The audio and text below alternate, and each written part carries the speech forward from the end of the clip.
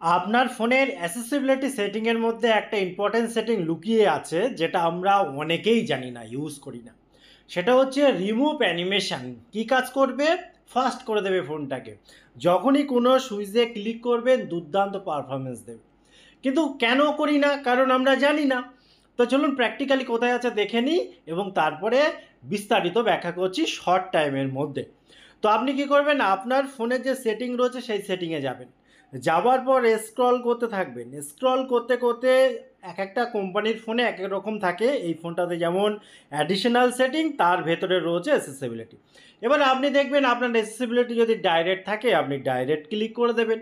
Click করার পর এখানে দেখুন চারটে পার্ট পার্ট করা আছে, জেনারেল, তারপরে ভিশন।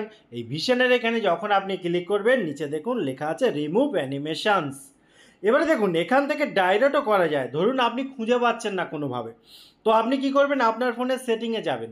সেটিংয়ে যাওয়ার পরে উপরে যে সার্চ অপশান রয়েছে এখানে রিমুভ এই কথাটা লিখে দেবেন। লিখে দিলে এখানে দেখুন রিমুভ অ্যানিমেশনস এইটা আসবে। এখানে ক্লিক করলে ভিশনের ভেতরেই চলে আসবে রিমুভ অ্যানিমেশন। এটা আপনাকে অন করে দিতে হবে।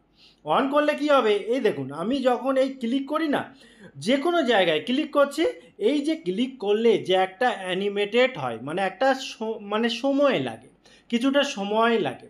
আপনি খেয়াল করে দেখবেন সেটা খুব দ্রুত হবে এবং সেই সাথে সাথে টোটাল ফোনের যে পারফরমেন্স সেটাও বেড়ে যাবে।